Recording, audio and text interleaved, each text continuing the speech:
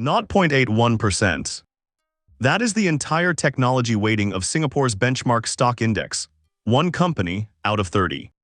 Hold that number somewhere, you will need it in about 4 minutes. Because on Monday, the 24th of August, 2026, the 4 memory and storage companies inside the Nasdaq 100 fell between 5 and 6.5% in a single session. Micron, Seagate, SanDisk, Western Digital. And the next morning in Singapore, a country whose biggest single export gain in July was Disk Media Products, up 339%. The index went up, not sideways, up nearly a full percent. So here is what I want to argue over the next 20 minutes. That is not a paradox, it is not decoupling, and it is not Singapore being defensive. It is an index that does not contain the thing that moved. Everything I use is a closing price or a filing, and I will tell you where each one came from, so you can check the whole argument without taking my word for any of it. Chapter 1, the session that went 2 ways. Start with the boring version of Monday, because you need it before anything else makes sense. The Nasdaq Composite closed at 25,980.19, down 200.26 points, 0.765%. The Nasdaq 100 closed at 29,023.18, down 285.68, 0.975%. Call it a full 1%. The S&P 500 fell 0.28%. And the Dow Jones Industrial Average, on that same afternoon in that same market in those same hours, rose 140 points. What? Read that again if you like. 2 of America's headline indices fell, one of them rose same session. Those are closing prices from the Federal Reserve Bank of St. Louis' economic database, which carries the Nasdaq indices as published by NASDAQCOM and the Dow and the S&P as published by S&P Dow Jones Indices. I pulled them at 6:32 in the morning Singapore time on the 26th of August. Now, what was the explanation you would have heard? Some version of the same sentence in a dozen places. The AI trade is unwinding. Investors are stepping back from artificial intelligence. Risk is coming off. I want to take that seriously because it is not a stupid claim. The Semiconductor Index. The Philadelphia Semiconductor Index, the one everybody watches, fell 2.702% on Monday. That is a real number and it is a big one. But an index falling is a summary, not a cause. And when you open the summary, the story inside it does not match the sentence on the outside. Here is the first crack. If Monday had been the market stepping back from artificial intelligence, you would expect the companies whose spending is * the artificial intelligence boom to fall. The hyperscalers, the people writing the checks. They did not fall.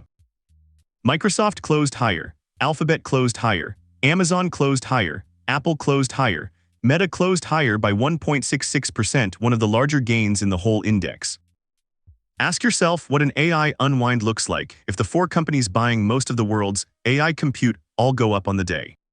There is a second crack and it is in the bond market. If Monday was risk coming off, a genuine scare, you would expect money to run somewhere. It usually runs into treasuries and yields fall. Yields did fall. The 10-year fell 4 basis points to 4.70. The 30-year fell 4 to 5.23. That is not a market frightened of growth. That is a market that shrugged and bought some bonds and sent the Dow up. And the volatility index, the VIX, closed at 15.85 against 15.13 on Friday. It moved 0.7 of a point. On a genuine risk-off day, it does considerably more than that. So we have an index down a full percent, a Dow up, yields down, volatility barely awake, and the largest technology companies on Earth closing green. Something specific happened on Monday, something narrow. Let me show you exactly how narrow. Chapter 2, 4 of the 5s. I did something slightly tedious so that you do not have to. I pulled the closing price of every single member of the Nasdaq 100 for Friday the 21st and Monday the 24th of August. All 102 listings because Alphabet sits in the index twice, once for each share class. Straight from Nasdaq's own quote service, marked as not real-time, which is to say settled closing data. Then I sorted them, watch what comes out of the top. Here are the 5 worst performers of Monday the 24th. Seagate down 6.512%. SanDisk down 6.451. Rocket Lab down 5.912. Micron down 5.829. Western Digital down 5.237. 4 of those 5 make memory or storage. Seagate and Western Digital make hard drives, SanDisk makes flash, Micron makes both. The memory chips that go into servers, and increasingly the high-bandwidth memory that sits next to an AI accelerator. The odd one out is a rocket company. You can decide for yourself what a rocket company was doing in that list. It is not what I am arguing about. Now put NVIDIA next to that list. NVIDIA, the largest company in the index, $5.16 trillion of market value, the stock that is asterisk the AI trade in most people's heads. NVIDIA fell 2.906%. It fell less than half. As much as Seagate, it fell less than every one of the 4 memory and storage names. On a day supposedly about artificial intelligence, the AI stock was not where the damage was. Does that sound like an AI sell-off to you? Because it does not to me. Let me give you the breadth, since that is where these arguments usually go next. Of the 102 listings, 45 rose and 57 fell. So yes, more members fell than rose. That part of the story is true. But look at the size of the typical fall. The median member of the Nasdaq 100 moved minus 0.47% on Monday. The index moved minus 0.975. The middle company in the index fell about half as much as the index did. So where did the other half come from? Waiting, and there is a clean way to show you that, because Nasdaq publishes a second version of the same index in which every company counts equally. The Nasdaq 100 equal weighted. Same 100 companies, same session, no size effect at all. It fell 0.604%. What? So the cap-weighted index down 0.975, the equal-weighted version of the identical companies down 0.604. The extra 0.3% is not breadth, and it is not sentiment. It is arithmetic. A few large members falling hard and dragging their weight behind them. Which large members? NVIDIA at 3%, Broadcom at 2.63, Tesla at 3.83. And Micron, $1.05 trillion, one of the 10 largest companies in the index, down 5.83% in a day. Meanwhile, Apple, Alphabet, Microsoft, and Amazon, the second, third, fourth, and fifth largest companies in the index by market value, every one of them closed higher. 4 of the 5 biggest companies in the index went up, and the index went down. So what was being sold? Chapter 3: What was actually being sold? On Friday, the 21st of August, 2026, the Shanghai Stock Exchange accepted a listing application. The applicant was the parent of Yangtze Memory Technologies, YMTC, a company in Wuhan that makes NAND flash. The amount it wants to raise is about 33 billion yuan, roughly $4.9 billion US. What? That is one of the largest domestic semiconductor share sales China has run in years. And according to the reporting on that filing, which cites industry research quoted in it, YMTC ranked 3rd in the world and 1st in China for NAND flash revenue and shipments in the first quarter of 2026. Now I want to be careful here, and I want you to hold me to it. I have not proved that this filing caused Monday's fall. Nobody has. What I can tell you is the sequence. The filing was accepted on Friday, the memory complex was repriced on Monday, and that this is the explanation the coverage reached for. Sequence is not causation, I will come back to that. But notice what kind of explanation it is, because this is the whole argument.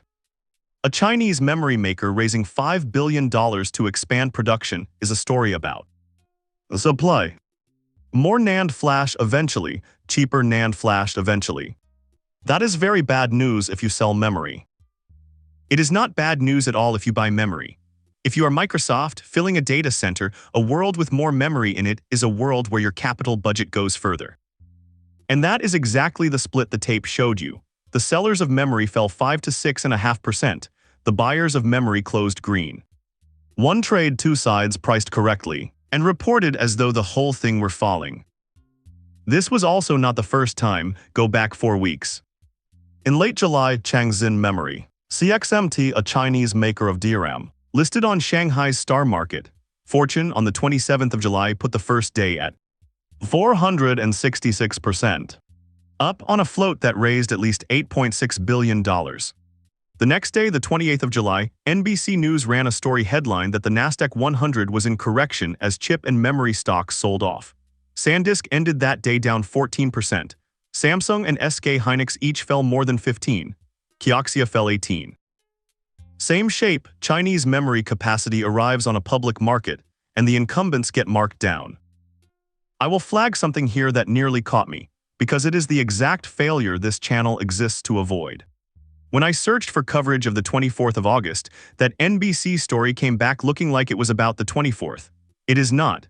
Its own published time field says the 28th of July. The headline is true about the day it was written and false about the day I was researching. If you take a market claim from a search result without opening it and checking the date, this is how you get burned. So let us check that claim properly ourselves on the right day. Chapter 4, 3 explanations, 1 test. Was the Nasdaq 100 in a correction on the 24th of August? A correction has a definition, 10% or more below the most recent record high. It is not a mood, it is a threshold, and you can test it with 2 numbers. I pulled the entire daily closing history of the Nasdaq 100 from the St. Louis Fed. 1,922 closes going back to the start of 2019. The record close in that whole run is 30,660.60, set on the 2nd of June 2026. 10% below that is 27,594.54. Monday's close was 29,023.18. That is 5.34% below the record, not 10. It would have needed to fall another 1,400 points to qualify, and it did not. The index was asterisk in correction, for the record, on the 29th of July when it closed 11.31% down from the June high. It recovered. By the 24th of August, it was nowhere near. So that explanation fails on arithmetic, cleanly, 1 line of it. Take the second one, pre-positioning, traders de-risking ahead of something. The test is simple. If people were reducing exposure to artificial intelligence in general, the reduction should be broad and it should be led by the biggest AI name. Instead, the 4 memory names led, Nvidia fell half as much as Seagate, and Meta, Microsoft, Alphabet, and Amazon all rose. You cannot de-risk from AI by buying more of the 4 largest AI spenders. That explanation fails on direction. Third, macro rates, oil, geopolitics. There was plenty of it that week. But a macro shock is, by construction, broad. It hits everything with a discount rate. And here the Dow rose, the S&P fell under 0.3%, the 10-year yield fell, and volatility barely moved. More than that, Walmart rose 2.69% that day, Costco 2.5%, booking 1.78%, Thomson Reuters 2.93%. That is not a market pricing a shock. Which leaves the supply explanation. And notice that I am not telling you it is proven.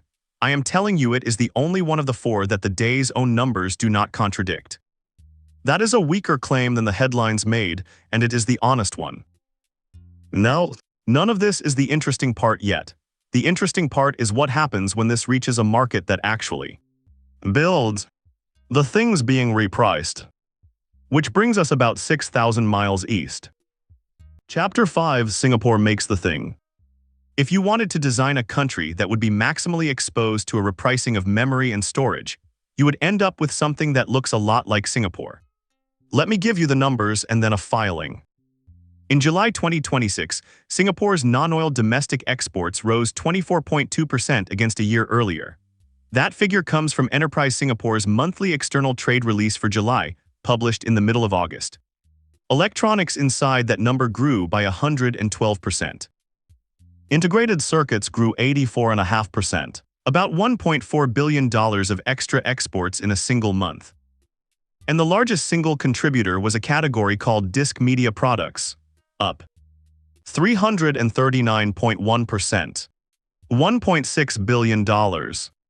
Disk media, storage, the precise product line whose American manufacturers fell 5 to 6.5% on Monday the 24th. I should be straight with you about sourcing here. Enterprise Singapore's own release page would not load for me on the 26th. It returned an error twice. So those 4 figures come from a Singapore News report of that release rather than from the release itself. The outlet and the date are in the description.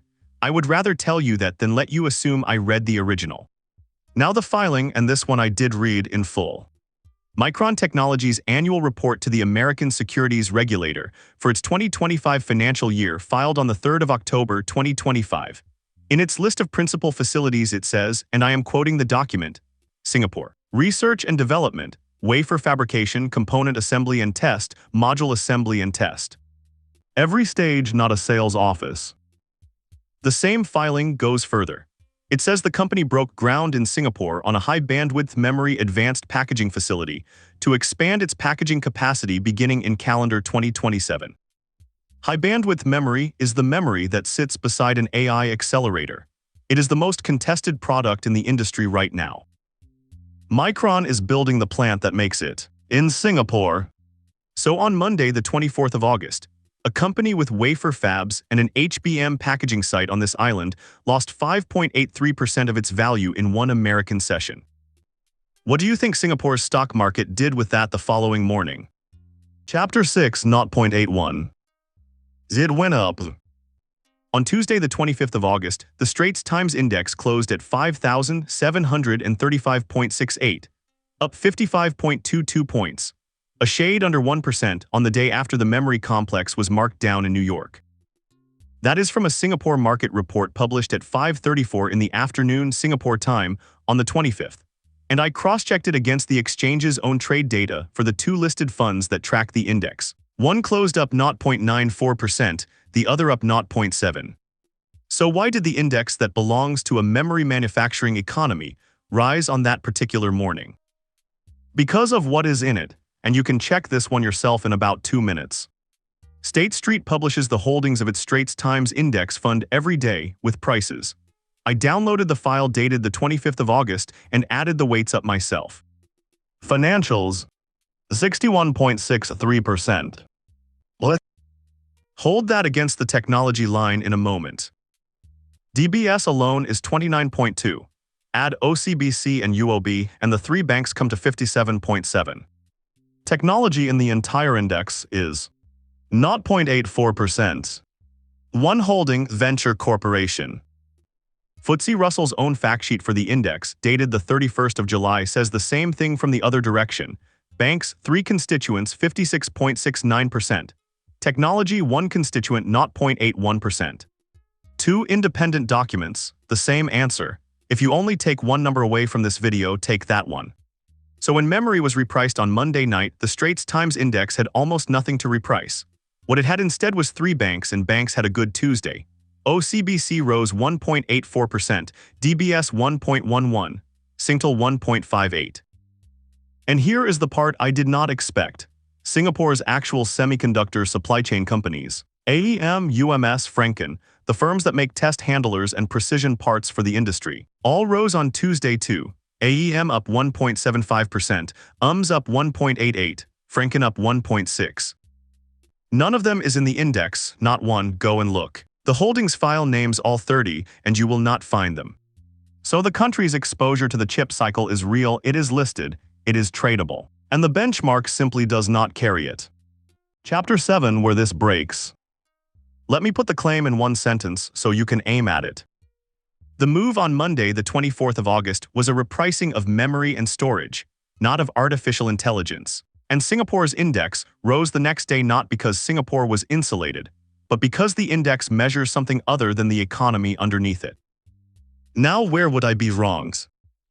3 places, and I will name them properly rather than saving them for a tidy ending. First, causation. I showed you a sequence. A Chinese memory filing accepted on Friday, memory stocks repriced on Monday. I did not show you a mechanism, and I cannot. If someone produces evidence that the Monday selling started before that filing was known, or came from something else entirely, the supply story weakens, and I would have to say so. Second, one session is one session. By Tuesday, the Nasdaq Composite had recovered 0.66% and the Nasdaq 100 0.64%. Most of Monday came back within a day. A pattern that reverses in 24 hours is a thin foundation, and I would rather tell you that than lean on it. Third, and this is the one that would actually hurt, if Venture Corporation or the banks turn out to carry Singapore's chip cycle indirectly, through lending to the sector, through the property those firms occupy, through the trade finance behind those exports, then 0.84% understates the real exposure, and my argument about the index softens considerably. I have not tested that, it is the next thing I would look at. But the number itself is not in doubt, and it is the thing worth taking away. Singapore's non-oil exports grew 24% in July on the back of chips and disk media. Its benchmark index holds 0.8% technology and nearly 62% financials. Both of those are true at the same time. So the next time you see a headline telling you what a market did, ask the plainer question first. What is actually in it?